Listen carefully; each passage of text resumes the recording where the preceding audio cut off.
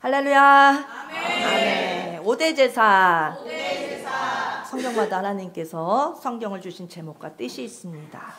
사무엘상하는 우리에게 세 가지 직분에 대해서 설명해 주십니다. 따라서 선지자, 제사장, 왕. 그러나 베드로전서 2장에서 신약시대를 살아가는 우리에게 새롭게 말씀해 주십니다. 너희는 왕같은 제사장들이요. 구약시대는 특별한 몇몇의 사람만 왕이 되었고 제사장으로 뽑힐 수 있었고 선지자가 되었지만 오늘 신약을 살아가는 우리에게는 만인 제사장입니다. 우리는 다 제사장입니다. 왕과 같이 거룩한 제사장이 되게 해주셨습니다. 우리는 3대 직분에 꼭 성공해야 됩니다. 다 제사장 직분에 성공하시기 바랍니다. 다 선지자 직분에 성공하시기 바랍니다. 다 왕의 직분에 성공하시기 바랍니다. 선지자의 사명, 왕의 사명, 제사장의 사명을 잘 감당하는 우리 모두 되시기를 바랍니다. 제사장이 제사를 잘 집행하려면 제사에 있어서는 박사가 돼야 됩니다. 우리는 제사에 대해서 완전히 통달해서 제사를 잘 집행하는 제사장들이 되어야겠습니다. 성경에 수많은 제사가 나오지만 그 제사를 통틀어서 딱 5가지 종류뿐입니다. 첫째, 번제, 소제, 화목제, 속죄제, 속건제입니다. 네, 에덴교회 우리 성도님들 5대 제사 잘 기억하십시오. 어린이들도 잘 아셔야 됩니다. 우리 학생들도 잘 기억하셔야 됩니다. 하나님은 에덴 동산에서 쫓겨난 인간들에게 너희가 이제 에덴 동산에서 살 때처럼 나와 만날 수 없다. 이제는 내가 정해준 그 유일한 그 장소로 나 올 때만 내가 너희를 만나주겠다. 그것은 바로 제단이었습니다. 하나님께서 그래도 만날 수 있는 기회를 주셨다니 그것이 은혜인 것입니다. 나를 만나려거든 제단으로 나와라. 이 제단이 곧 예수님입니다. 예수님의 십자가를 의미합니다. 우리 죄를 사해 주시기 위하여 예수님께서 십자가의 죽으심을 의미하는 것이 바로 제단입니다. 예수님이 죽으심으로 말미암아 하나님과 우리 사이가 원수가 되었는데 중보자 되어주신 예수님으로 말미암아 하나가 되었습니다.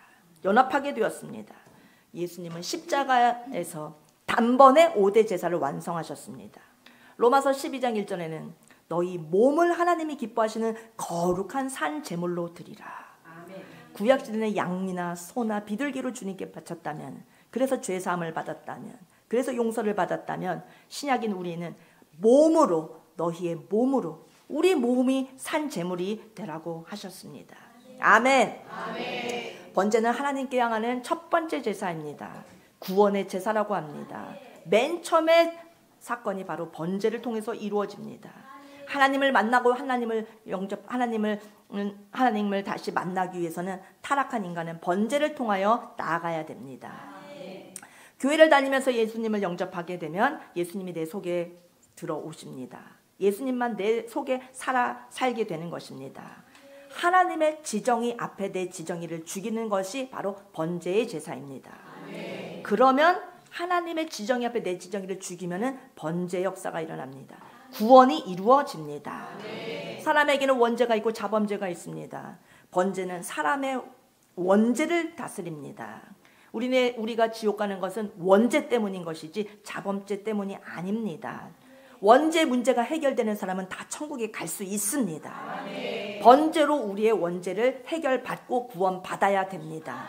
따라서 소제는 번제를 통해서 구원이 이루어진 사람에게 그 다음에 나타나는 제사입니다. 소제는 미랄이 깨지고 가루가 되는 제사입니다. 소제는 우리 자신을 완전히 박살내는 제사입니다. 하늘의 미랄이 땅에 떨어져 죽으면 많은 열매를 맺고 죽지 않으면 아무 열매도 맺히지 않습니다. 미랄이 깨져야 됩니다. 가루가 되고 깨져야 됩니다. 이것은 자아의 파쇄를 의미합니다. 오늘 자아의 파쇄에 대한 말씀을 상고하겠습니다. 하나님께 제사 드릴 때는 절대로 순서가 바뀌면 안 됩니다. 첫 번째는 번제, 두 번째는 소제. 아벨은 하나님께 나아갈 때 제일 첫 번째 순서를 잘 지켜서 번제로 나아갔지만 가인은 대바람 소제부터 준비해서 나갔습니다. 자기가 농부라고, 자기가 곡식을 갖고 나갔던 것입니다. 아무리 농부라고 해도 하나님께 첫 번째 나가야 될 제사는 번제였으나 그는 자기 마음대로 곡식을 갖고 나갔습니다. 그러므로 하나님께 버림받게 됩니다. 모든 것이 다 피로써 정결하게 되나니 피 흘림이 없이는 하나님을 반역한 원죄의 제사함은 없느니라. 소제는 곡식으로 드리는 제사이기 때문에 피가 흐르지 않습니다. 곡식에서 무슨 피가 납니까? 그래서 가인의 제사는 하나님께서 연락하지 않으셨습니다. 따라서 먼저 피의 제사. 예수님을 안 믿으면 깨끗하게만 살려고, 예수님을 믿지는 않으면서 깨끗하게만 살려고 자범죄에만 힘쓰는 사람들, 자기 수양만 하고 도만 닦는 사람들, 구원이 열립니까? 구원이 안 열립니다. 구원으로 먼저 나아가야 됩니다. 번제로 먼저 나가야 됩니다. 먼저 주 예수님을 믿어야 됩니다. 예수님의 구원을 받아들여야 됩니다. 예수님의 영접은 거부한 채 평생 선행만 힘쓴다고 해서 절대 죄사함을 받을 수 없습니다. 천국에 갈 수 없습니다. 자기 공로로, 예수님의 공로가 아닌 자기 공로로는 구원받지 못합니다. 물에 빠져 있는 사람이 사람 살려 하면서 소리를 질러댑니다. 밖에서 밧줄을 던져서 그를 구원하려고 밧줄을 던면서 붙잡으세요, 이 밧줄을 붙잡으십시오 하고 밧줄을 던졌지만 그 사람은 밧줄을 쳐다보지도 않고 왜 이딴 걸 던져 하면서 밧줄 반대쪽을 향해서 고개를, 몸을 틀고서 그쪽에서 막 풍덩풍덩 합니다. 그러면서 몇 걸음 나아가지 못해서 깊은 물에 빠져 죽고 맙니다. 예수님을 믿으라고, 그러면 구원을 받는다고 가르쳐 주셨건만 밧줄을 내주셨으면 밧줄을 붙잡아야 되는데 밧줄 안 붙잡고서 죽는 길을 선택하는 겁니다. 예수님을 붙잡아야만 건짐을 받는데 예수님 붙잡으면 건질 수 받는 그 길을 주셨는데도 예수님을 안 붙잡고 있다가 지옥 가는 겁니다. 자기의 착한 행실로 구원받을 수 없습니다. 예수님을 붙잡은 사람만 천국에 갈 수 있습니다. 예수님의 피를 믿을 때 구원이 이루어집니다. 번제를 드려야 됩니다. 피의 제사를 드려야 됩니다. 소제 다음에 이루어지는 제사는 화목제. 화목제는 관계의 제사입니다. 하나님과의 관계를 회복하고 사람과의 관계를 회복해서 화목케 하는 제사입니다. 속죄제는 자범죄를 처리하는 제사입니다. 예수님을 믿은 이후에도 우리는 죄성을 여전히 갖고 있기 때문에 여전히 죄를 지으면서 넘어집니다. 죄를 짓고 계속 갖고 있기만 하면 안 됩니다. 빨리 죄를 지으면 회개를 해야 됩니다. 아멘. 속죄제를 계속 드려야 됩니다. 나 오늘 너무 내가 실수했다. 내가 오늘 너무 하나님 보시기에 내가 정말 악했다. 내가 오늘 너무 큰 죄를 범했다 하면 속죄제가 이루어져야 됩니다. 주여 회개합니다. 예수님 용서해 주세요. 오늘의 지은 죄를 회개해야 됩니다. 록펠러 엄마는 10가지 유언을 록펠러에게 유언으로 남겨주었습니다. 8번째를 외워봅시다. 잠들기 전에는 반드시 하루를 반성하고 기도하라. 대충 슬슬 회개 기도하면 안 되고 가슴을 찢으면서 애통해하면서 괴로워하면서 내가 또 이렇게 넘어졌다니, 내가 죄에 또 넘어졌다니 하면서 진한 회개를 드려야 되는 것입니다. 그 진한 회개가 바로 속죄제입니다. 자범죄를 처리하는 것입니다. 속죄제는 자범죄를 다스리는 제사입니다. 그 다음에 속건제는 마지막 제사인데 보상의 제사입니다. 누구에게 정신적으로나 육체적으로나 물질적으로나 고통을 주고 피해를 입혔다면 하나님 앞에 나와서 주님, 제가 아무개에게 이렇게 실수했습니다. 잘못했습니다. 손해를 입혔습니다. 용서해 주세요 하고 이제 하나님 용서해 주셨으니까 됐다 하고 그냥 살아가면 안 됩니다. 그걸로 퉁치면서 가면 안 됩니다. 사람에게 도적질해서 손해를 입혔건 그 마음을 힘들게 했건 그 육신을 손해를 입혔건 간에 반드시 그 주인에게, 그 손해 입은 사람에게 가서 갚아야 되는 것입니다. 지은 죄를 반성하면서 보상해야 됩니다. 그 보상의 제사가 바로 속건제입니다. 그냥 하나님께 용서 빌었어, 난 됐어, 난 다 회개했어. 그러면 그 원통함을 당한 사람이 그 마음에 그 한이 맺힌 기도를 하나님께 올려드리기 때문에 그 하나님께서 보응하실 수밖에 없는 것입니다. 한국교회를 관찰해보면 5가지 제사 중에서 겨우 첫 번째 제사 번제만 통과한 사람들이 대부분입니다. 그리고 예수님 잘 믿는 줄 알고 착각합니다. 예수님을 잘 믿는 사람은 설교 들을 때도 눈을 똑바로 뜨고 동그랗게 뜨고 딱 전 사람을 보는 겁니다. 30년 전에 구원받은 사람이나 엊그제 교회 나온 사람이나 신앙의 수준이 똑같습니다. 신앙의 깊이가 똑같습니다. 너무 얕습니다. 삶의 내용에 예수님이 하나도 없습니다. 아무 차이가 없습니다. 신앙이 예수님 믿고 난 이후에 예수님 저를 용서해 주세요. 회개하고 구원받고 영접한 이후에 그 다음에 딱 멈춰서 계속 흘러갑니다. 직분만 다르지 신앙의 수준이 똑같습니다. 왜냐하면 5대 제사를 모르기 때문입니다. 5대 제사를 못 배운 사람들은 더 이상 소제로 나아가질 않습니다. 화목제로, 속죄제로, 속건제로 나아가질 않습니다. 구원받았다고 하는 한 가지만 갖고 있을 뿐입니다. 너도 구원받았어? 나도 구원받았어. 수준이 똑같은 것입니다. 구원받은 이후로 한 발짝도 전진을 못하고 있습니다. 우리 에덴교회는 그러면 안 됩니다. 번제를 통해 구원받았으면 그 다음 제사인 소제로 반드시 나아가야 됩니다. 소제로 나가서 깨져야 됩니다. 박살나고 깨지고 가루가 돼야 됩니다. 따라서 가루가 돼야 합니다. 우리들 가슴속에 이미 번제는 다 이루어졌다고 믿습니다. 아멘! 번제 이루어졌습니까? 여기서 아멘을 세게 해야 됩니다. 번제 이루어졌습니까? 아멘! 우리 에덴교회 성도님 속에 번제는 다 이루어진 줄 믿습니다. 구원은 받은 줄 믿습니다. 다 천국에서 만날 줄 믿습니다. 오늘 죽어도 천국에 갈 수 있습니다. 일단 이것만 믿으십시오. 주님, 예수님, 저는 용서받지 못할 죄인이지만 예수님의 피가 저를 깨끗이 씻어주셨습니다. 그래서 저는 천국 갑니다. 오늘 죽어도 천국 갑니다. 갑자기 여러분에게 죽음의 그림자가 드리우거든 예수님의 피로 저를 용서해 주시고 오늘 천국에 있게 해주세요. 극한의 상황에서 예수님 피를 의지하십시오. 그러면 천국 갑니다. 제 힘으로는 못 간다고 하는 것을 꼭 언급하십시오. 죽어가면서 순간에 그걸 떠올리셔야 됩니다. 주님, 제 이름으로는 절대 천국에 못 갑니다. 저는 구원받지 못할 죄인입니다. 그런데 예수님의 피가 저를 살려주셨습니다. 그거 생각하면서 정신이 흐려지더라도 그거 생각해야 됩니다. 아멘. 예수님 피 붙잡고 있으면 죽음을 넘어갑니다. 잠깐 있다가 천국에서 예수님을 뵙게 됩니다. 갑자기 우리에게 불현듯 갑자기 죽음이 닥치거든 여러분들은 뭘 생각하십시오? 뭘 생각하셔야 됩니까? 예수님의 피를 꼭 의지하십시오. 그게 가장 중요합니다. 그게 번제입니다. 그렇지만 그게 머리로 이렇게 외운다고 해서 되는 게 아니라 이 고백이 극한의 상황이 그 고백이 탁 터져 나와야 되는 것입니다. 그러니까 평상시에 예수님을 진짜 믿지 않으면 전사님이 지금 그것만 믿으십시오 하고 가르쳐준다고 외우라고 한다고 해서 그 외워진 게 고백이 안 됩니다. 진짜 믿어야지만 그 고백이 되어지는 것입니다. 나 죽기 전에 예수님 피 내가 그냥 계속 주문해듯이 예수님 피 해야지. 믿어지지가 않는데 입으로가 나오지가 않습니다. 믿어져야만 나옵니다.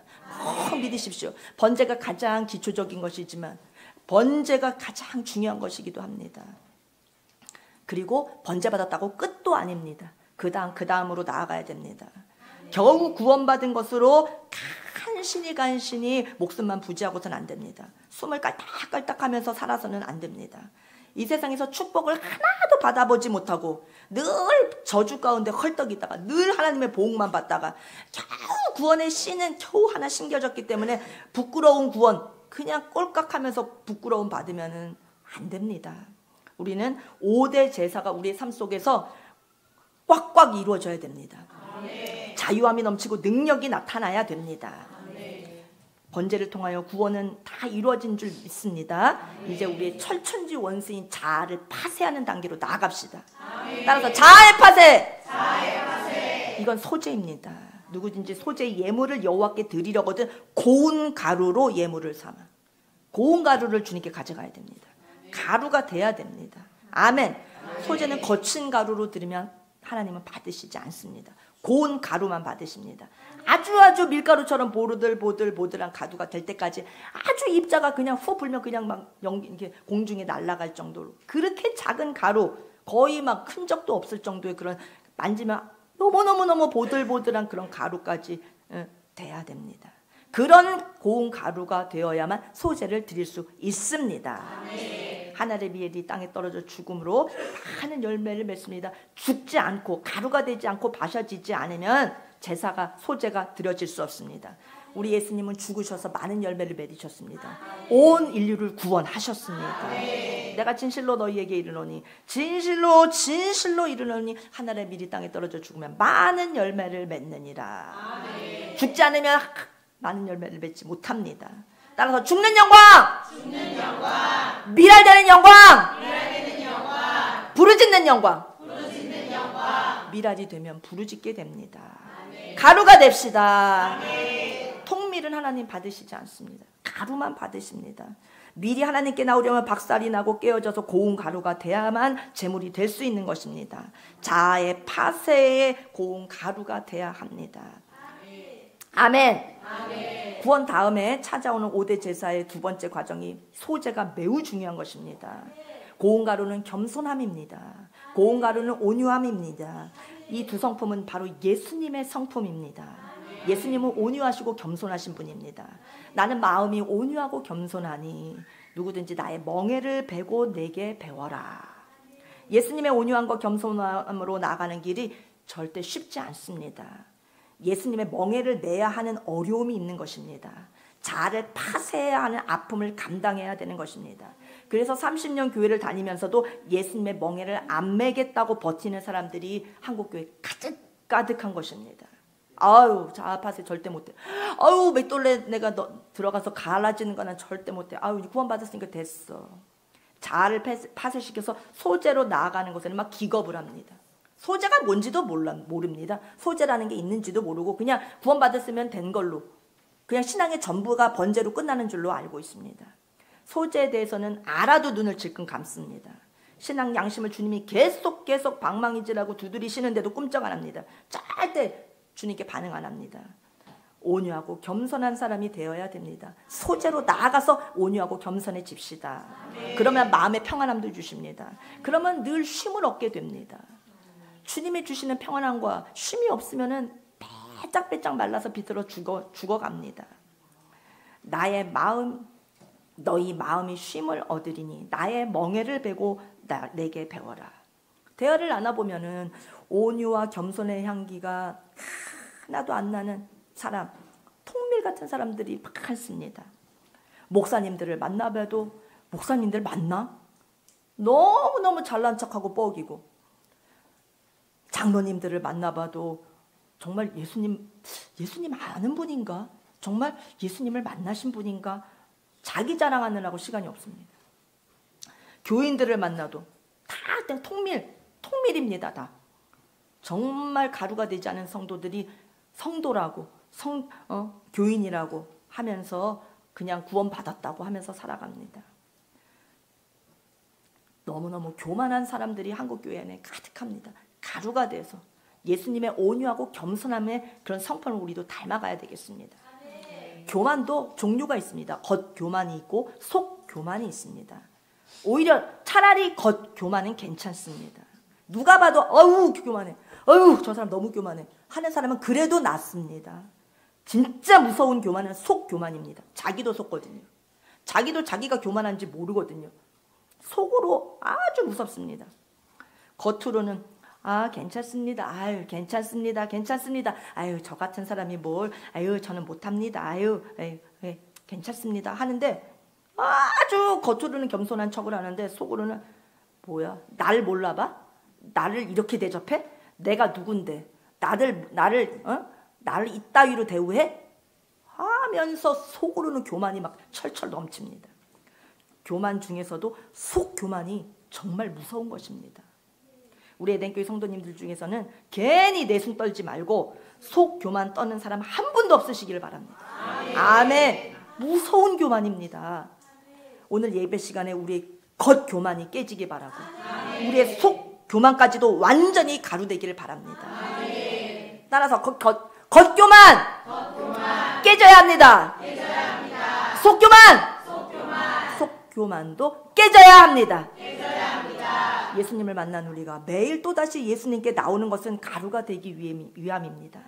구원받은 우리가 매일 교회 다니는 것은 더 가루가 되기 위함입니다. 더 예수님을 닮기 위함입니다. 소제는 깨어짐의 제사입니다. 미지나 고운 보리가 고운 가루가 될 때까지 깨어져야 됩니다. 거친 가루로선 절대 안 됩니다. 통밀을 고운 가루로 만들기 위해서 먼저 도구가 필요한데 바로 그게 맷돌이 필요합니다. 맷돌에다 집어넣고 돌려야 곡식이 갈아지고 마침내 고운 가루가 됩니다.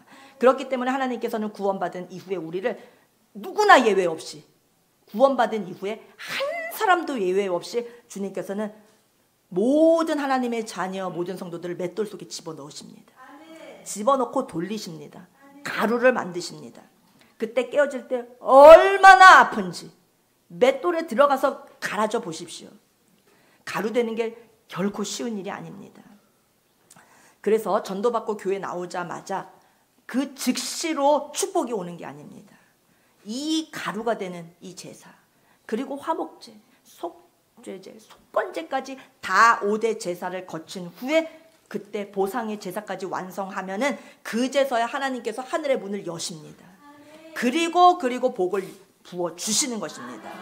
속건제가 이루어지면 막 퍼 주시는데 창고에 쌓을 곳이 없을 정도로 퍼부어 주십니다.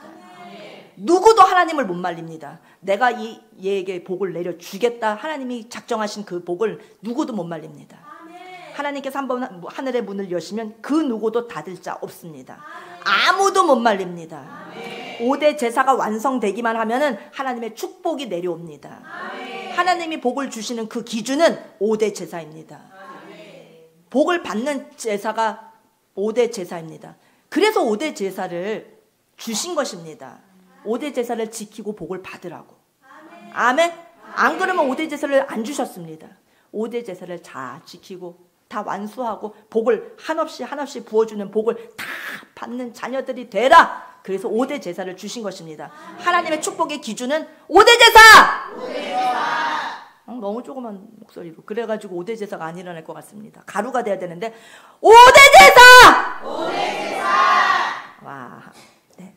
우리 하나님은 자녀들에게 복을 주시고 싶어하는 분이십니다. 그래서 매일매일 우리에게 복을 주시려고 맷돌에 넣고 갈면서 고운 가루가 되기를 기다리십니다. 축복 주시려고 우리는 빨리 5대 제사를 빨리 이루는 사람들이 되야겠습니다.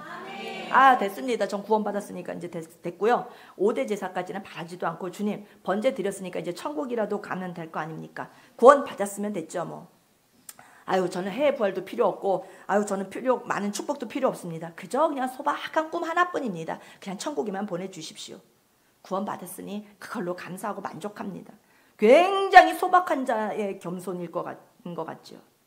겸손을 가장한 불신앙의 극치입니다. 불신앙은 죄입니다. 해 부활을 꿈꾸거나 소제를 드리려면 일단 자신을 가루로 만들어야 됩니다.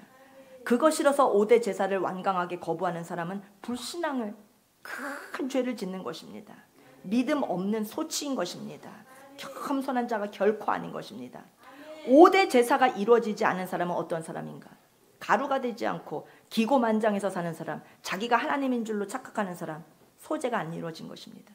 그런 사람은 복을 받을 수가 없습니다. 하나님과의 관계에서나 사람들의 관계에서 늘 갈등만 빚고 사는 사람, 화목제가 안 이루어진 사람입니다. 그런 사람에게 하나님께서 복을 주실 수 있겠습니까? 없습니다. 매일매일 회개의 삶이 회개의 삶 없이 자범죄 똥칠을 하고서는 마치 돼지 우리에서 몸에 똥칠을 한 채 이리 뒹굴 저리 뒹굴 하면서 사는 사람과 같은 것입니다. 날마다 더러운 죄를 온몸에 묻히고 씻지도 않고 사는 돼지와 같이 사는 사람, 그게 바로 속죄제가 안 이루어진 사람입니다. 이렇게 속죄제 안 이루어진 사람에게 어떻게 주님께서 복을 주시겠습니까? 속죄제는 반드시 이루어져야 됩니다.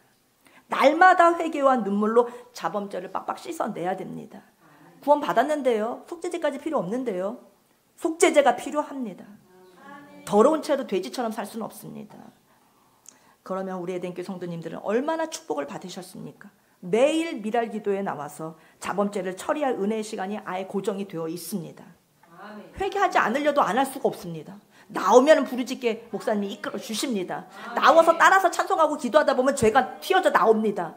나도 모르게 죄를 회개하고 갑니다. 올 때는 무거운 죄짐을 가득 묻혀가지고 더러워져가지고 똥칠을 해서 하루 종일 살다가 별별 사람들을 다 만나서 별하별 영과 다 섞여가지고 혼탁하게 되어서 오지만, 왔을 때는 마음이 갑갑하고 답답하고 컬컬하지만 부르짖고 찬송하다가 막 1시간 막 15분 막 지나고 나면은 하나님께 부르짖은 이후에 죄가 씻음받고 아주 상쾌하게 돌아가게 되는 것입니다.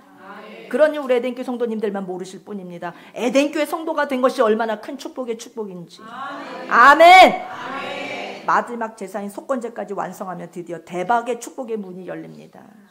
남에게 정신적으로나 육체적으로나 손해를 입히고도 남의 것을 도둑질하고서도 난 하나님 앞에 회개했어, 그 한마디로 통치려고 하는 사람, 그 그 사람은 도둑놈 심보를 가진 사람입니다. 속건제 안 이루어진 사람입니다. 하나님께 용서 빌었습니다 하고 절대 보상 안 하는 사람에게 하나님이 복을 주실 수 있습니까? 여러분이 하나님 같으시면 복을 주시겠습니까? 그런 자에게 복을 주시겠습니까? 주실 수가 없는 것입니다. 하나님의 축복의 기준은 5대 제사입니다. 5대 제사 우리 잘 이루어서 우리 축복의 주인공들 되시기 바랍니다. 전혀 보상할 줄 모르는 그리스도인들이 이 세상에 얼마나 많은지, 보상의 제사, 속공제를 우리 에덴교회 성도들은 꼭 드립시다. 나 때문에 아내가, 남편이, 자식이, 구역 식구들이, 목회자가 얼마나 피눈물 흘리는지 모르는 사람들도 많습니다. 자기 자신을 못 보는데 어떻게 남에게 손에 끼치고 아픔을 준 것을 알 수 있겠습니까? 설령 깨달았다 하더라도 하나님 앞에서 회개했습니다 하고 퉁치고 지나가려고 하는 사람은 절대 속건제가 안 이루어진 것입니다. 우리는 당사자에게 갚아야 됩니다. 당사자에게 사과해야 됩니다. 아멘. 하나님의 마음을 아프시게 해드리고서 하나님 당신 앞에 서야 됩니다. 하나님 앞에 지은 죄를 다 토설하면서 하나님 앞에 용서를 빌어야 됩니다. 하나님 앞에서도 속죄제를 드릴 수 있어야 됩니다. 아멘. 하나님은 축복의 기준이 되어 주십니다. 하나님은 축복의 기준을 5대 제사로 주셨습니다. 아멘. 따라서 5대 제사를 드리자. 겨우 구원만 받았다고 하나님이 하늘문을 여시고 축복을 주시지 않습니다. 모든 삶의 축복을 주시고, 자녀와의 축복을 주시고, 건강의 축복을 주시고, 물질의 축복을 구원받은 사람에게 그냥 부어주시지 않습니다. 왜 교회 와서 예수님 믿게 됐는데 왜 더 어렵지? 왜 교회 예수님 믿게 됐는데 왜 축복을 안 주셔? 예수님 믿고 잘된 게 뭐가 있어? 5대 제사까지 가지도 않고 번제도 지금 될까 말까 한 사람이 교회 다니면 축복받는다며, 전혀 축복의 그림자도 보이지 않는데 하면서 오해하는 것은 바로 5대 제사를 모르기 때문입니다. 하나님께서 교회 안에 들어와서 5대 제사를 잘 이루어라, 그러면 복을 준다, 이렇게 약속하십니다. 우리는 그 복을 다 받읍시다. 5대 제사가 다 이루어진 사람에게는 하나님께서 하늘문을 여셔서 돈도 주시고, 명예도 주시고, 지위도 높여주시고, 그 사람을 모든 것을 통하여 하나님께 영광을 돌리고 또 돌리면서 겸손하게 산다는 것을 주님은 확신하시기 때문에 복을 주시는 것입니다. 번제 한 개 통과하고 나서는 쪼들려서 빌빌거리면서 살지 말고 빨리 한 발짝씩 앞으로 쭉쭉 나아갑시다. 번제 다음에 소제, 소제 다음에 화목제, 화목제 다음에 속죄제, 그 다음에 속건제까지 쭉 나가서 빨리 다 5대 제사를 온전히 드립시다. 우리는 반드시 깨져야 됩니다. 아무리 우리가 요령을 피우고 우리 꾀를 부리고 수단을 부린다 하더라도 하나님 앞에 축복 못 받습니다. 딴 코스가 없습니다. 깨어지는 그 과정 소재로 통과돼야 됩니다. 아, 그것만 맷돌에 갈려지는 거 거기만 좀 피하고 싶어요. 아, 그것만은 못하겠습니다. 다른 길은 없어요. 거기 가루가 돼야 됩니다. 지정이가 박살 나야 됩니다. 죽을 것 같지만 부활합니다. 예수님처럼 십자가까지 가야 됩니다.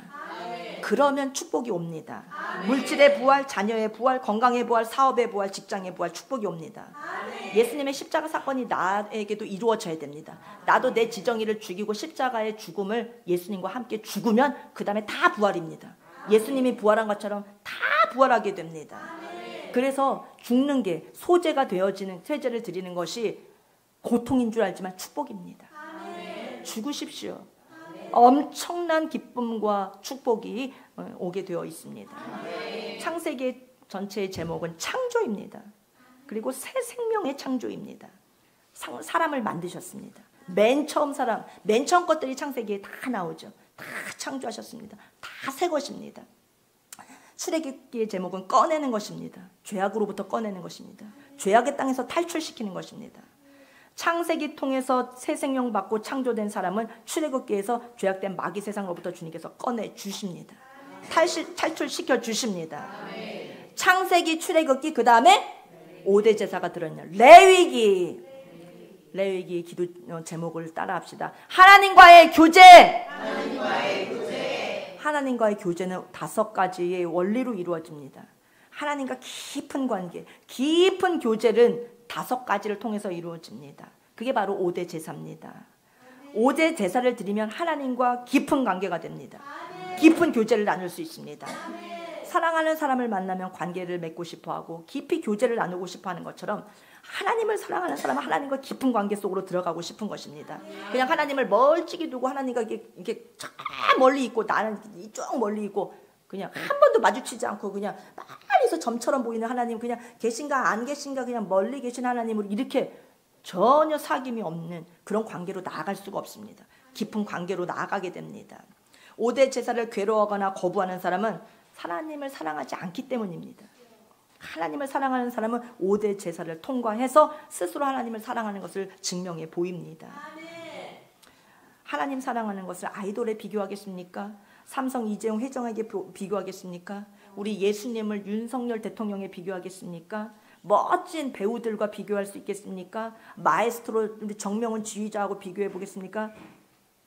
요즘에 전유진 가수가 아주 히트를 치고 있는데 임영웅이나 전유진 그 가수들의 그 인기가 아무리 높다 한들 우리 하나님을 더욱 가까이 하고 사모하는 그런 마음이 우리는 훨씬 더 커야 되겠습니다. 세상의 재능과 외모와 실력과 명예와 권세를 다 갖고 난다 긴다는 사람들이 우리 가까이 있어 보십시오. 그 사람과 가까이 깊은 관계를 맺고 싶지 않겠습니까? 우리 하나님은 더 위대하신 분이고 더 놀라우신 분이고 하나님을 깊이 사귀시기를 바랍니다. 깨지고 박살나고 가루가 되어서 그분을 더욱더 깊이 그분과 교제하시기를 바랍니다. 깨진다는 거 말고는 하나님은 다른 방법이 없기 때문에 깨지는 것을 우리에게 허락하시는 것입니다. 하나님께 있어서 대안이라고 하는 것은 우리가 깨지는 것입니다. 깨지면 축복입니다. 그것을 대처할 다른 건 아무것도 없습니다. 우리 에덴교회는 하나님의 대안학교입니다. 하도 온 세상을 돌아다니다가 해도 안 되고 안 깨지니까 하나님께서 에덴교회로 딱 집어 넣으신 것입니다. 에덴교회는 하나님의 맷돌입니다. 에덴교회에 오셔서 복음의 맷돌로 싹싹 갈고 계신 것입니다. 그래서 교회만 오면 구역장님이 붙잡고 성경 읽어라, 성경 읽었습니까? 성경 읽었습니까? 미랄기도에 빠지지 말고 왜 이렇게 이번 주에 많이 빠졌냐? 미랄교회 빠지지 말라 체크하고 권사님들 보실 때마다 교회 빠지지 말라고 잔소리하고 지각하지 말라고 맨날 잔소리하시고 목사님 전사님도 말씀의 검으로 매일매일 찌르시고 이게 다 여러분들을 맷돌에 넣고 간다고 생각하시면 됩니다. 하나님의 은혜로다. 하나님이 나를 고운가로 만드시는구나. 이 작업을 에덴교회 안에 맷돌 속에 집어넣고 에덴교회 대안학교에 집어넣고 나를 갈아주시는구나. 감사해야지. 반대로 딴 교회 가야지. 에덴교회 나가다가 나 죽겠어. 내가 제명에 못 살겠어. 에덴교회 나가다가. 교회 나가도 아무도 나를 고마운 줄 몰라. 맨날 더 잘하래. 맨날 잘하라는 것뿐이야. 여전도회를 가봐도 대접을 해주나, 남성교회 가서 봐도 떠받들어주는 사람 하나 있나, 하나 도움되는 건 없고 잔소리 엄청나. 이 교회는 안 되겠어. 사랑이 없어. 무슨 교회가 사랑이 없어. 잔소리 바가지야. 다른 교회를 휙 갑니다. 하나님께서 맷돌에 집어넣고서 좀 가려고 하면 통밀채로 그냥 튀어져서 나갑니다. 그러면 그 사람은 그냥 통밀로 있는 게 아니라 그 다음에 맷돌이 아니라 물레방아로 돌아서 찧어버리십니다. 아멘. 완전히 하나님이 더 무섭게 가십니다. 아멘. 다른 데로 피한다고 거기도 하나님 계십니다. 불평하지 말고 오늘 이 자리에서 오늘 깨지시기 바랍니다. 오늘 가루가 됩시다. 주님 오늘 죽겠습니다. 오늘 말씀 듣는 시간에 죽겠습니다. 그냥 죽으십시오. 빨리 통과하십시오. 몇십 년 동안 언제 맷돌 속에 갈라지면서 고통 당합니까? 주님 저는 없습니다. 저는 가루입니다. 지정이 주님께 다 드립니다. 이 예배 시간에 이 말씀 듣는 시간에 가루 되시기 바랍니다. 맷돌 피하다가는 물레방아로 빠지게 됩니다. 그냥 맷돌인 에덴교회에서 그냥 오돌돌돌 가루가 되시기 바랍니다. 그런데 어떤 사람은 자기가 재물이 돼야 되잖아요. 빠져야 되잖아요. 소재가 돼야 되잖아요. 자기가 맷돌 하려고 드는 사람들이 있습니다. 자기가 가루가 돼야 되는데 맷돌, 돌멩이 역할을 하고 다른 사람 돌아다니면서 다 갈아버립니다. 맷돌질하면서 돌아다니고 나중에는 그러다 그 사람은 나중에 화를 당하게 되는 것입니다. 여러분께 질문하겠습니다. 여러분은 맷돌이 되시겠습니까? 고운 가루가 되시겠습니까? 고운 가루가 되어야 됩니다. 맷돌로 맨날 가르다 보면 맷돌도 망가지고 수명이 다하겠죠. 낡아지면 그 맷돌은 버려지는 것입니다. 하나님께서 제사를 받으시려고 하는 것은 가루인 것이지 맷돌을 받으시고자 하는 것이 아닙니다. 교회 안에서 그냥 돌멩이가 돼서 돌아다니면서 남만 아프게 하다가 맷돌 노릇만 하는 사람들이 있습니다. 그것도 하나님께 쓰임 받기는 합니다. 맷돌 역할을 하면서 쓰임 받기는 하는 건데 불행하게도 쓰임 받고 그 다음에 화를 당합니다. 그 다음에 하나님께서 던져 버리시는 것입니다. 아멘. 아멘. 우리 맷돌 되면 안 되고 가루가 됩시다. 아멘. 영원히 바닷가에 던져지지 맙시다. 아멘. 미랄이 되어서 주님께 소재로 나가는 우리 모두가 되기를 바랍니다. 아멘. 하나님은 그렇지만 맷돌 역할하는 사람도 어느 정도는 쓰시긴 합니다. 그 사람이 있어서 날 갈기 때문에 내가 갈아지는 것입니다. 그래도 맷돌 되기는 싫습니다.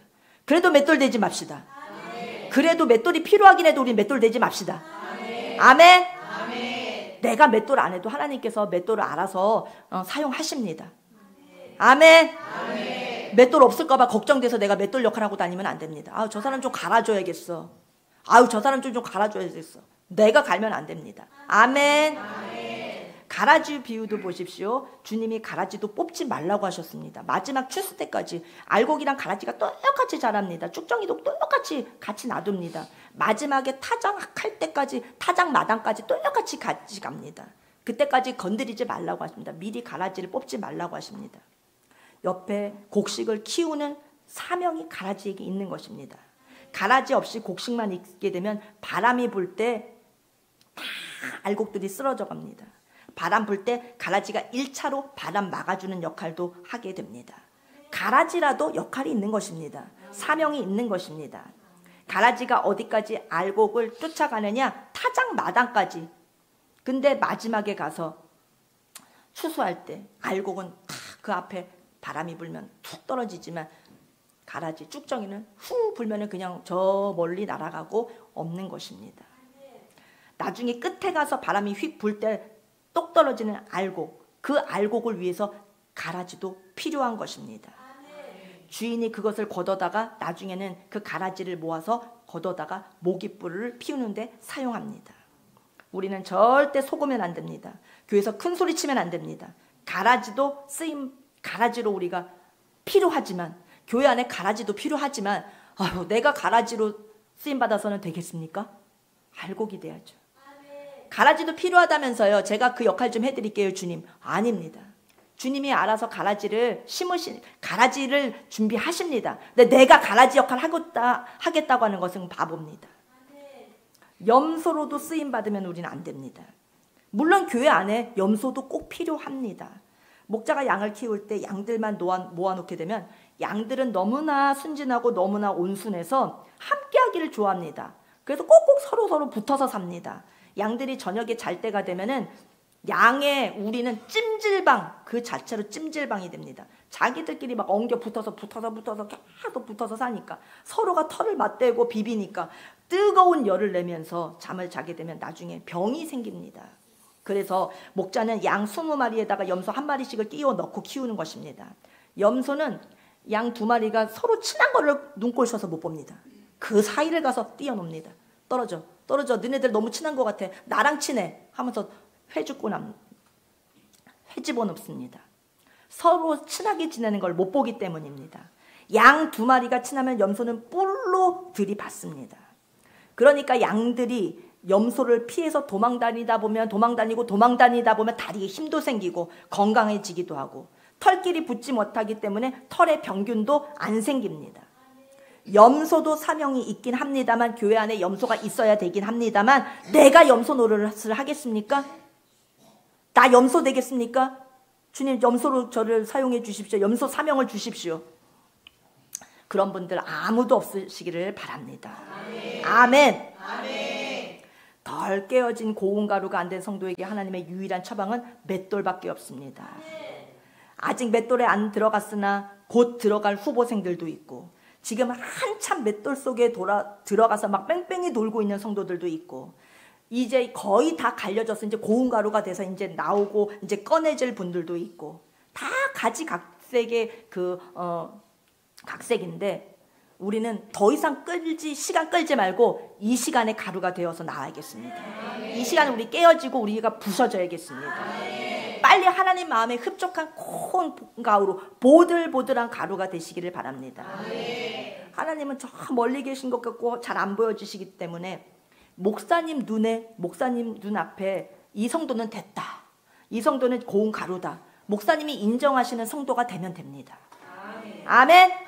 목사님이 보실 때 고운 가루가 됐다, 고운 가루다, 목사님이 인정하시면 하나님도 그렇게 보시는 겁니다. 안 깨진 통밀 성도들, 그들은 주일낮에는 그래도 은혜가 되고, 그런데 미랄 기도할 때는 너무너무 힘들어. 너무 기도를 많이 해. 은혜가 하나도 안 돼. 기도를 너무 많이 하다 보니까 인어가 하나가 안 돼. 은혜가 안 돼도 교회 와야 됩니다. 은혜가 돼도 교회 와야 됩니다. 자기의 자리를 의무적으로 지킬 줄 알아야 됩니다. 은혜 되는 날은 오고 은혜 안 되는 날은 안 오고 이러면 안 됩니다. 제가 설교를 오늘 빨리빨리 하는데 귀한 간증이 하나 있기 때문에 이 간증까지를 꼭 들려드려야겠다는 사명으로 제가 아주 설교를 일사천리로 지금 빨리빨리 해왔습니다. 잘 들으십시오. 이름이 특이한 분이 계셨습니다. 권사님인데 양팔천대, 성이 양씨인데 이름이 팔천대입니다. 이상한 이름의 권사님이 계셨습니다. 그분은 일제시대에 태어났기 때문에 일본식 이름인 양팔천대라는 이름을 가졌습니다.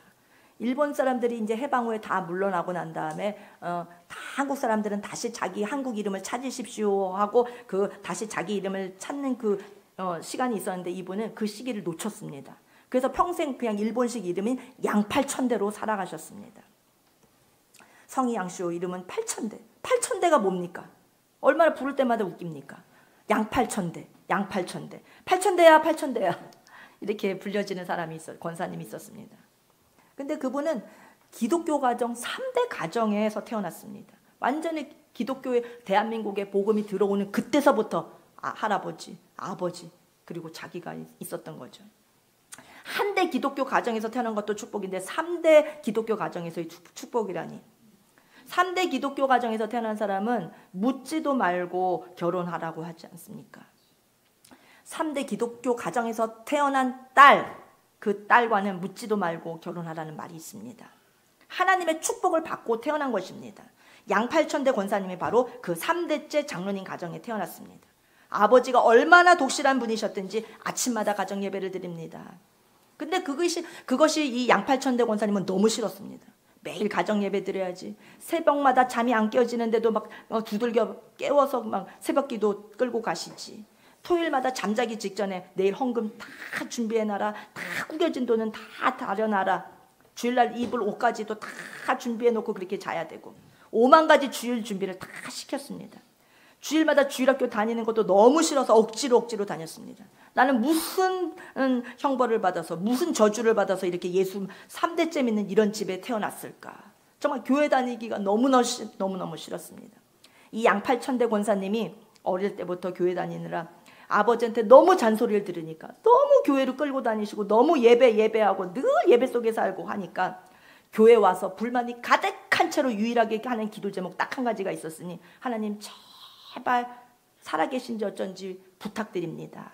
제가 시집 갈 때는 제발 예수님 안 믿는 남편을 꼭 만나서 결혼하게 해주십시오. 이제 시집 가서는 거기서는 좀 자유케 되기를 원합니다. 예수님으로부터 좀 자유하고 교회로부터 좀 떨어져서 살고 싶습니다. 그게 오직 한 가지 양팔천대 권사님의 기도 제목이었습니다. 근데 아버지가 너무나 독실한 장로님이시다 보니까 중매하는 분들이 사윗감을 소개시키는데 다 독실한 사람들만 데려옵니다. 집사님 가정의 그 사윗감은 보지도 않습니다. 최하가 장로님 가정이었습니다. 목사님 아들 아니면 장로님 아들만 사윗감으로 찾았습니다. 그렇게 중매가 왔다 갔다 하는데 하루는 선을 보자고 이제서 딱 나갔는데 세상에 또 장로님 아들이었습니다. 그래서 너무 싫다고 하는데 아버지께서 그냥 강제로 야단을 쳐서 이런 좋은 사람 없다 하면서 가문도 좋고 너무 좋다 하면서 강제로 시집을 보내버렸습니다. 근데 시집 가서 보니까 자기 친정 아버지 때문에 예수님 믿는 것 때문에 너무너무 평생 괴로웠는데 시집간 가정의 시아버지는 자기 아버지보다 더한 분을 만났던 것입니다. 완전히 아예 시아버지는 잠조차도 집에서 주무시지 않고 늘 교회 가서 밤새 처리하고 교회 가서 강대상 앞에서 꿇 엎드려서 주무시고 그런 시아버지를 만났습니다. 그래서 며느리 된 양팔천대 권사님은 시집 와서 더 죽게 생겼습니다. 아버지가 부르십니다. 아가야. 부르시면은 바로 교회 얘기입니다. 바로 예수님 얘기입니다. 아가야, 며느라가야 하면은 바로 교회 갈 준비해야 되는 것입니다. 그래도 신앙은 없는 양팔천대 권사님이었지만 너무너무 성품은 착해서 시아버지를 거슬리지는 못하고 그래도 가기 싫은 교회를 따라다녔습니다.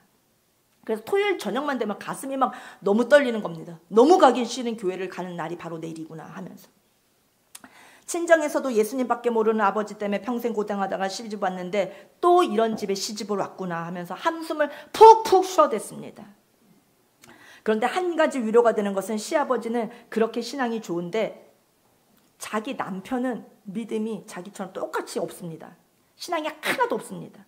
그래서 와 진짜 하나님께서 이거 하나는 응답해 주셨구나. 신랑은 믿음이 너무 없어서 너무 좋다. 그걸로 위안을 삼았습니다. 그리고 둘이 약속합니다. 우리는 아버지 돌아가시면 진짜 그때부터는 교회 다니지 말자.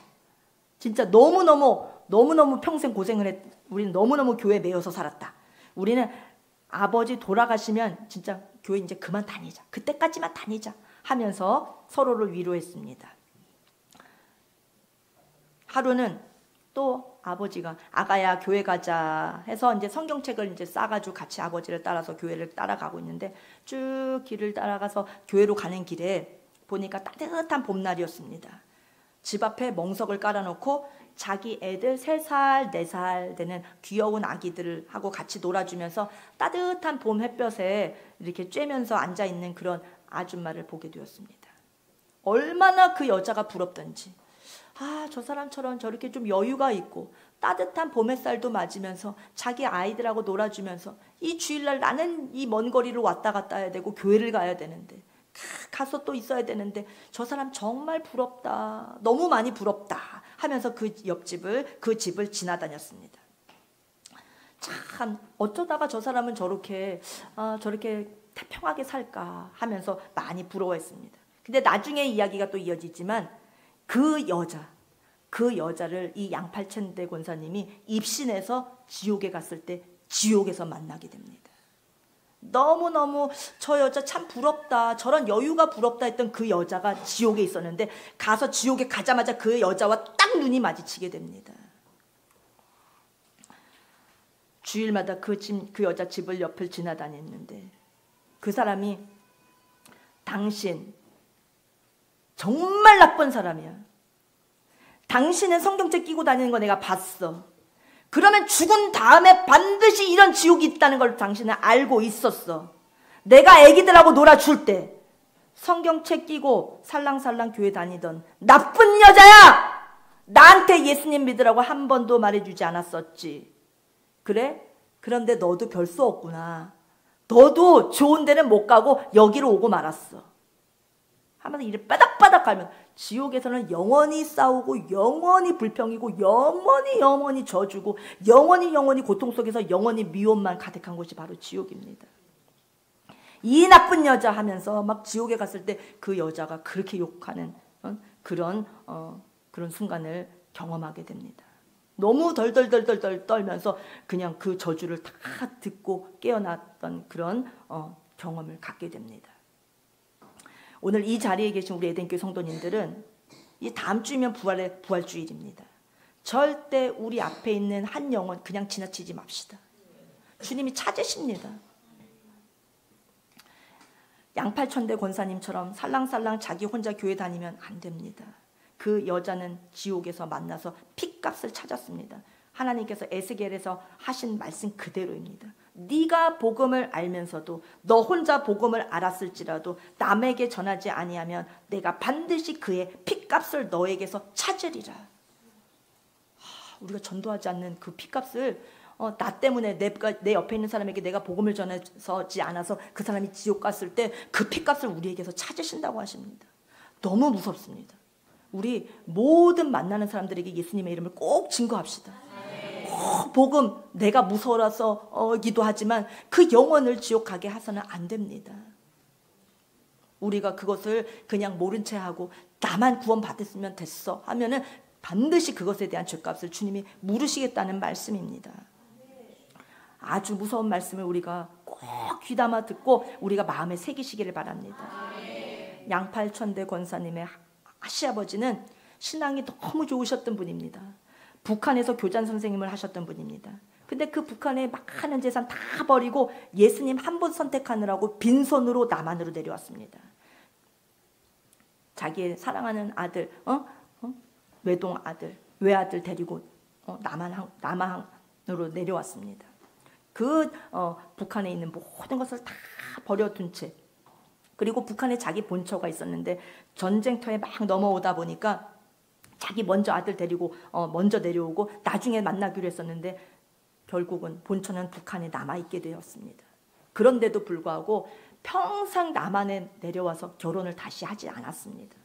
그리고는 늘 주님과 함께 잔다고, 매일 교회 와서 주님과 함께 잔다고, 결혼도 하지 않고 그렇게 일평생을 교회에서 잠을 자신 분입니다. 그 대단한 시아버지를 정말 예수님 안 믿는 사람 좀 만나게 해달라고 기도한 이 양팔천대 권사님의 기도에 하나님이 그렇게 응답해 주셨습니다.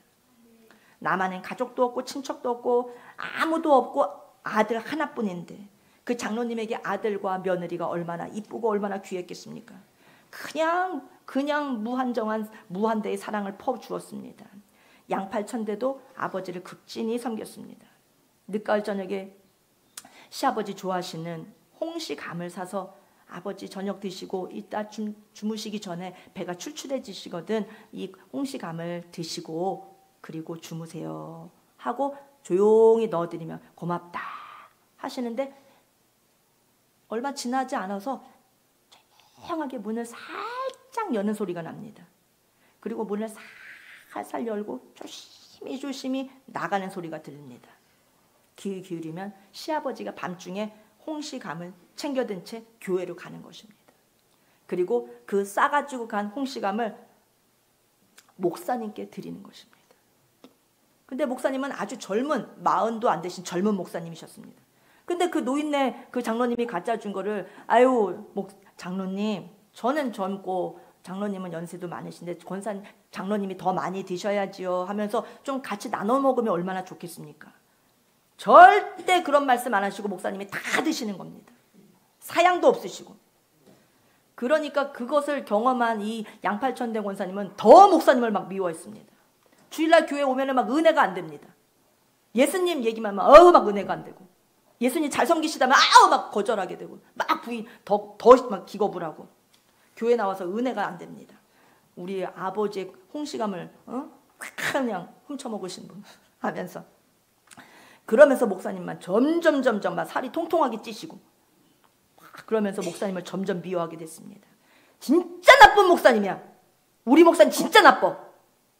맨날 목사님 나쁘다고 입에 달고 살았습니다. 그러니 어떻게 말씀의 은혜가 되고 교회가 오고 싶겠습니까? 그런데 지금 우리 성도님들 중에도 그런 분이 혹시 있을까 봐 걱정돼서 드리는 말씀인데, 절대 목사님 미워하시고 그런 분들 있으면 안 됩니다. 회개하셔야 됩니다. 여러분이 몰라서 그렇지 목사님께서 성도님들이 주시는 것, 성도님의 것을 뺏어 먹어야 되는 겁니다.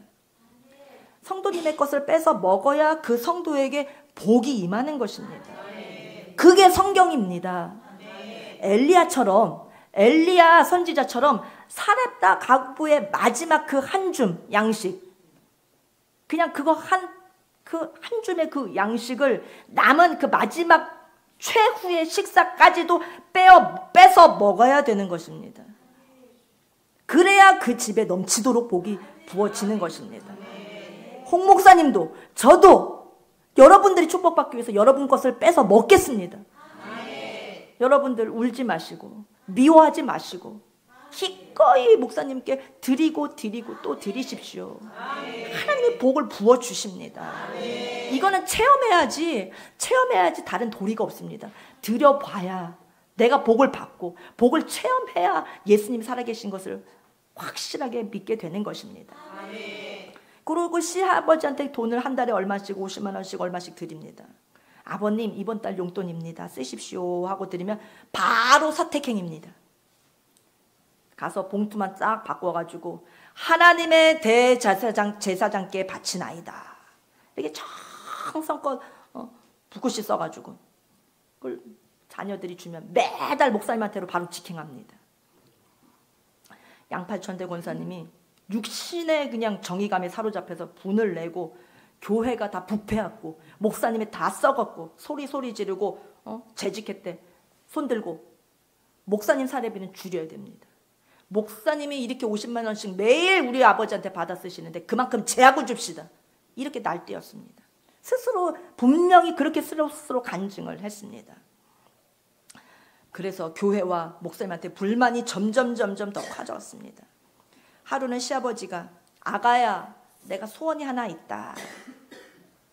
양팔천대 권사님은 시집와서 남편도 신앙이 하나도 없으니까 자기도 너무너무 교회 다니는 게 싫지만 시아버지 봐서 주일날 예배 딱 한 번만 가지고 차양 예배도 없고 수요 예배도 없고 금요 철야도 없고 새벽 예배는 뭐 전혀 오직 주일 예배 딱 1시간만 가서 드리고 나왔습니다.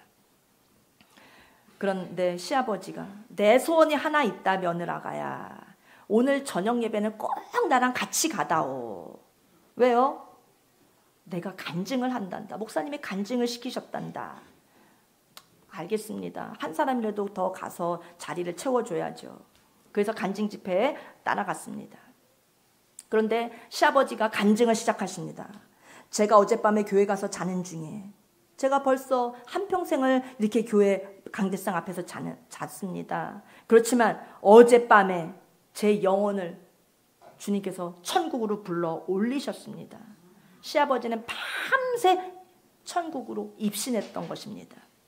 그래서 입신 간증을 들려주는데 하늘나라 생명수가 어쩌고 저쩌고 생명수 강가가 어쩌고 저쩌고 천사 가브리엘이 어쩌고 저쩌고 너무너무 황당해서 이 양팔천대 권사님은 진짜 해도 너무한다. 그러면서 정말 억지로 들었습니다. 근데 이쪽에서 울고 저쪽에서 울고 사람들이 아멘 하고 막 부르짖고 막 사람들은 다 뒤집어지는 겁니다. 그래서 진짜 우리 아버지 내가 더 잘 알지. 어제 꿈꾸신 거 하나 얘기하는데 거기에 거짓말 보태서 하는데 그걸 갖고 왜 사람들이 저 난릴까. 이해가 안 되는 것입니다. 은혜를 체험해야만 알아들을 수 있는 것이 있는 겁니다. 하나님을 체험해야지만 들려지는 음성이 있는 것입니다. 시아버지의 말이 입신해서 하늘나라 갔다 왔다는 말이 도무지 믿어지지가 않는 겁니다. 그러니 시아버지는 벌써 며느라기의 그 표정을 보면 저가 은혜를 받는지 안 받는지 벌써 다 알죠.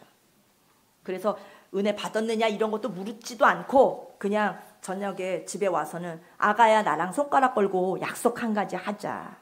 꼭 나하고 약속을 지켜다오. 임종 때 말이다.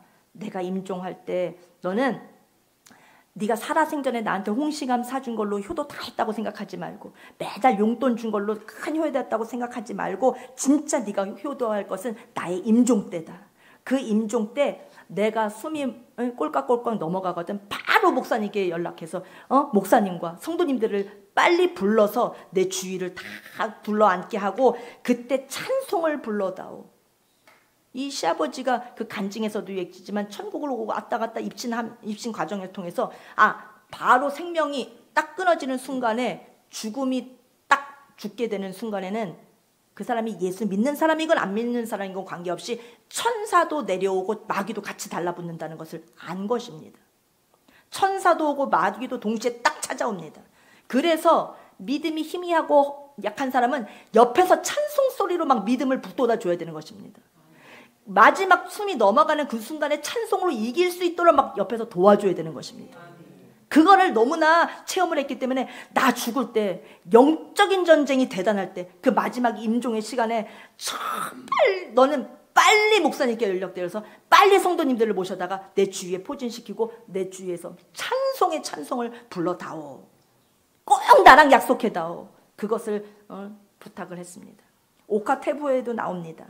임종 때를 주의하라. 임종 때, 마지막 죽음의 순간을 주의해야 됩니다. 그때 무서운 영적 전쟁이 벌어지기 때문에 예수님 믿었다고 교회 다녔다고 천국 가는 게 아닙니다. 믿음이 약해지면 마귀가 데리고 가는 겁니다. 아멘.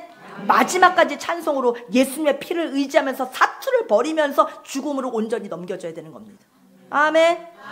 이 세상은 점점 어두워지고 희미해지고 멀어지고 몸에서는 피가 다 씻고 숨이 마지막 꼴깍꼴깍 넘어가서 딱 넘어지는 순간까지 사투를 벌입니다. 겉으로는 표현을 못하죠. 기운이 쫙 빠져 있으니까. 임종을 맞이하는 자가 뭐라고 큰 소리를 외치겠습니까? 거의 죽은 자와 같이 방불한 상태에서 속에서 영적인 그 전쟁이 벌어지고 있는 겁니다. 그때 옆에서 찬송을 불러줘야 돼요. 힘차게 찬송을 불러줘야 그 영혼이 영적 전쟁에서 승리하고 천국으로 가는 것입니다. 아멘. 여러분 임종의 축복을 다 받으시기 바랍니다. 우리 에덴교 성도님들 다 임종의 축복을 받으셔서 주님 앞에 힘있게 올라가실 수 있기를 바랍니다. 천사들 호의를 받으면서 힘차게 하늘나라로 다 올라가시기를 바랍니다. 그리고 또 한 가지 부탁이 있다. 절대 울지 말아라. 내가 죽으면 절대 울지 말아라. 기쁨과 영광의 하늘나라로 나는 올라가는데 절대 울지 말아라. 그거 부탁한다. 아멘. 엊그저께 우리 김희곤 목사님 사모님께서 오랜 투병 생활하시고 병원을 들어가셨다 떠나셨다 들어갔다 떠나셨다 그렇게 오랜 생활 고생을 하셨는데 소천하셨습니다. 근데 장례식장 갔는데 처음에 좀 당황스럽더라고요. 상주 되시는 분들이 너무 막 밝게 웃고 떠들고 재밌어하고 하하하하 막 그래서 좀 낯설더라고요. 집에 와서 왜 그럴까? 사모님 너무 오랫동안 병석에 누워 계셔서 이제 고생 이제 그만큼 하셨으니까 오히려 천국 간 게 다행이다 해서 저렇게 밝은 건가? 청년들도 막 웃고 있고 학생들도 막 웃고 있고 어른들도 막 가까이 웃고 있고 테이블마다 다 막 웃고 있고 막 떠들고 있고 그냥 저희들한테 와서 인사할 때도 막 웃으면서 뭐 더 드실까요? 웃으면서 막 맞아주시고 그래서 이상하다 집에 와서 이상하다 했는데 김희곤 목사님께서 그렇게 가르치셨던 겁니다. 장례식 때 울지 말라. 그렇게 가르치셨던 것 같아요. 아멘? 아멘. 제 생각으로 천국에 하늘나라에 입성했는데 왜 우느냐.